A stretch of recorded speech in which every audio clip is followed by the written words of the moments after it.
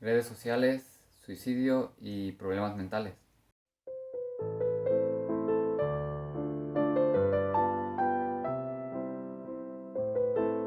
En 1987 se publicó la teoría de la autodiscrepancia. Pero antes de entrar a este tema y a esta teoría, es importante conocer uno de los instintos del hombre, marcados por el autor y economista Daniel Kahneman. Lo que ves es todo lo que hay. What you see is a there is. Esto lo publica en su libro Pensar rápido, pensar despacio.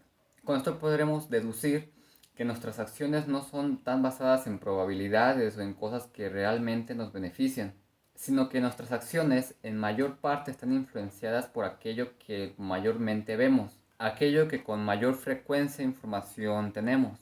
Es por ello que muchos hijos se quieren dedicar a lo que se dedican sus padres, o que muchas personas su color preferido sea el azul, ya que según esto son cosas que no las pasamos viendo. O sea que si conoces a alguien con el mismo nombre que tú, es mayor las probabilidades de que te agrade esa persona, le prestes mayor atención o incluso le copies gestos o él a ti. Al igual que el nombre, esto también sucede con personas que cumplen el mismo año de la misma fecha que tú, que trae alguna prenda parecida a la tuya o incluso a dos personas que tienen un artista o ídolo en común. Entonces, estas razones son suficientes para poder liberar este instinto. Ahora bien, vamos a tomar para empezar a esquematizar toda esta idea dos mecanismos de conducta. El número uno es aquel que dice que nuestro ambiente limita y también posibilita en igual medida nuestras decisiones. Y el otro, el segundo, es aquel que dice que nosotros tendemos a imitar aquellas personas con las que nos identifiquemos. O sea, tal vez basar nuestra personalidad en alguna película, en alguna moda, en algún, no sé, algún artista o ídolo que nosotros tengamos. Según esta teoría, indica que nuestro comportamiento en sociedad está dividido en tres puntos distintos e importantes a tomar en cuenta: el yo real, el yo irresponsable y el yo ideal. Algo así como el yo, superyo y el ello de Freud. El yo real indica las percepciones y la idea que tengo de yo hacia mí mismo, lo que pienso que soy, una representación de características que pensamos, o bueno, que pienso que yo tengo. Por ejemplo, que estudio la preparatoria y que vivo en México. El yo responsable es lo que yo debería de hacer, es el deber ser, las acciones y las decisiones necesarias para poder cumplir con mis responsabilidades. Por ejemplo, tomando en cuenta lo del estudiante y México, tengo que acatar a mis responsabilidades como estudiantes y tengo que seguir los lineamientos que mi país y la Constitución marcan. El yo ideal es lo que me gustaría ser o también lo que la gente le gustaría que yo fuera. Esto va más un poco relacionado con no con las responsabilidades, sino con los deseos, como tener buenas calificaciones por encima de los demás y obtener algún empleo bueno, pues también igual encima de los demás, algo que destaque. Una vez que tenemos estos tres pilares, podríamos formar algún tipo de manual para poder vivir y desarrollarnos en sociedad, en la vida pública.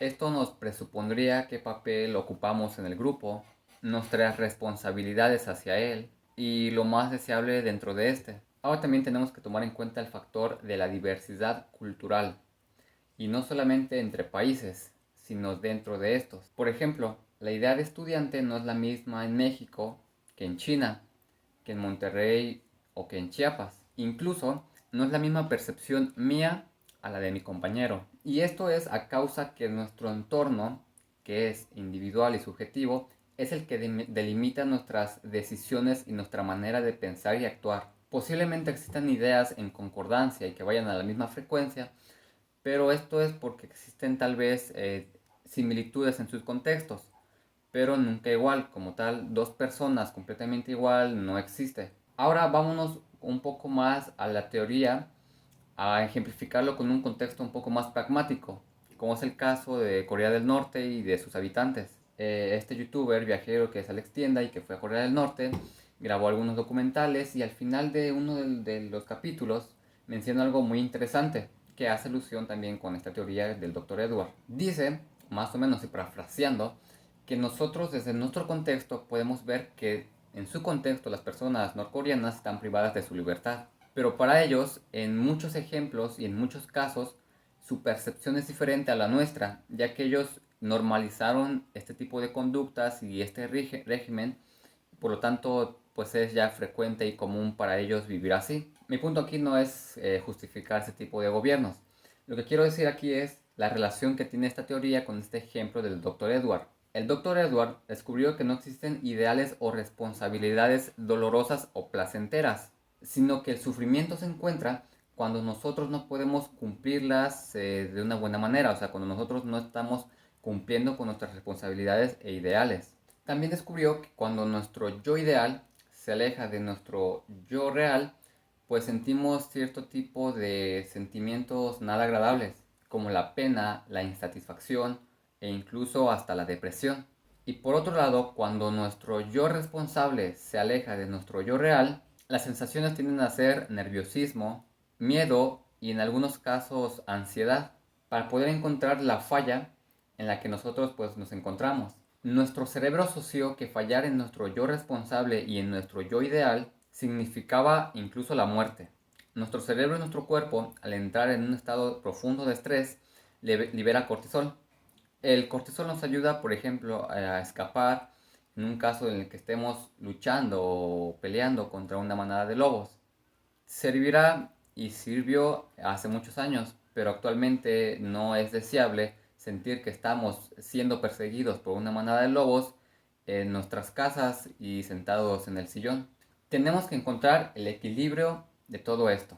La insatisfacción que sentimos por no cumplir una tarea podría derrumbarnos, como también podríamos utilizarla como motivación para poder hacerla a la siguiente oportunidad que tengamos. Como dije, un equilibrio, porque a su vez de que podríamos utilizarlos de una manera positiva para poder encaminar y motivar todas nuestras acciones, para poder hacer nuestros deseos y nuestras responsabilidades, pues también nos puede ser un mal, debido a que podríamos caer en una frustración cuando nuestros ideales o nuestras responsabilidades no las podemos cumplir o parecen imposibles de cumplirlas.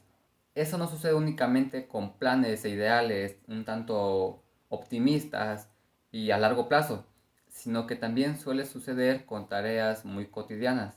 También tenemos que tener en cuenta que hay cierta responsabilidad que nosotros tenemos hacia el mundo que nos rodea. Nosotros formamos nuestro mundo, pero a partir de lo que tenemos. Por eso hay cosas que nosotros, por más que nos esforcemos, no podemos tenerlas. Ahora, si no viste el anterior video sobre la náusea y sobre la importancia de socializar para no poder sentirnos mal y evitar todo este dolor que sentimos cuando estamos solos, ha sido porque nuestro cerebro ha desarrollado mecanismos psicológicos y biológicos para poder hacer que nosotros estemos en grupos sociales y así garantizar nuestra existencia y supervivencia. Ahora imagínense lo siguiente. Tenemos una línea del tiempo, donde nosotros tenemos toda la existencia humana. Un pequeño porcentaje de este tiempo es el pequeño porcentaje, pequeñísimo, del cual nosotros tenemos acceso a las tecnologías nuevas. O sea que nuestra naturaleza biológica no está acostumbrada a recibir tantos estímulos como recibimos actualmente, por lo cual el factor social y sociabilizar está siendo negativamente afectado, ya que el constantemente estar viendo otras realidades fuera de las nuestras y distintas a la que tenemos, hace que nos deslindemos de nuestra realidad, algo así como una disociación. Esto provoca que nuestros metas, ideales y objetivos volvamos a replantearlos no con base en nuestro contexto, como anteriormente dijimos, sino en otro contexto ficticio que existe solamente en nuestra pantalla. Si no podemos cumplir con nuestros ideales y metas, responsabilidades de mi contexto, muy difícilmente serán cumplir las del contexto de un celular. Ahora, ¿qué tanto nos afectaría no cumplir con estas metas e ideales? ¿Cómo lo podemos afrontar? ¿Por qué es que nuestros padres nos sintieron tanta frustración al no cumplir sus objetivos como nosotros lo haríamos? Para tener esto en cuenta, debemos tomar cifras y datos que igual de una manera empírica nosotros podemos conocer.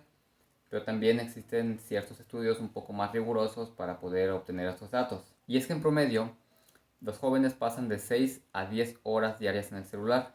Entonces, su entorno, su vida social, Su vida académica, sus metas y sus aspiraciones se encuentran localizadas en este mundo virtual, donde constantemente están recibiendo estímulos de que todo se puede, de que en esta vida todo es mental, donde encuentran este punto donde sus ídolos te vendan esta idea de motivación, de que constantemente si estás luchando podrás cumplir con todos tus objetivos, lo cual hay cifras y estadísticas que demuestran todo lo contrario.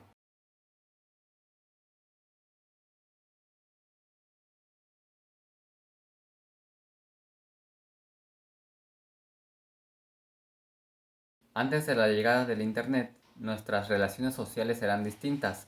La persona que daba el consejo no era un tipo que vivía a 10 horas en avión con un contexto totalmente diferente al tuyo, sino que las personas que daban consejos eran personas con un contexto similar y personas cercanas a la persona que pedía el consejo.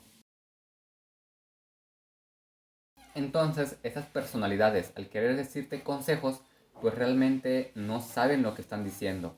No saben específicamente a qué tipo de personas le están dando el consejo y si éste le podría servir. De que todo es mental y de que todo se puede, incluso si estando en una situación meramente deplorable, ellos nunca lo sabrán. Estamos en esta época de la historia donde el mensaje de unos cuantos pocos privilegiados está constantemente criando y malinformando a toda una masa de personas con distintos contextos a los de estas personas.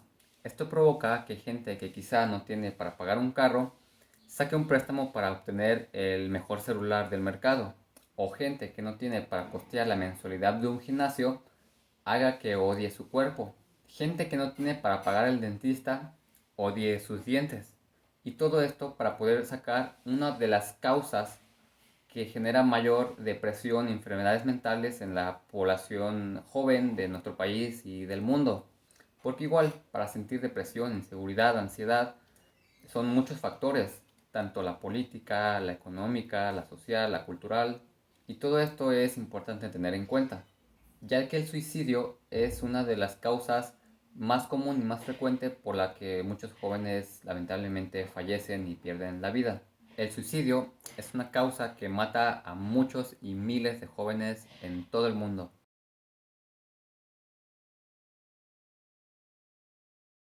Y a partir de aquí poder hacer y formar una, por ejemplo, estructura de lo que podríamos llegar a ser y a denominar como exitoso. Y todo en base a nuestras posibilidades, a nuestras amenazas, pero propias, no ajenas lo que te diga algún tipo en internet o lo que veamos en redes sociales, ya que ese tipo y ese mundo es otro más allá. Realmente es muy distinto y muy diferente al contexto real y material en el que nos desarrollamos.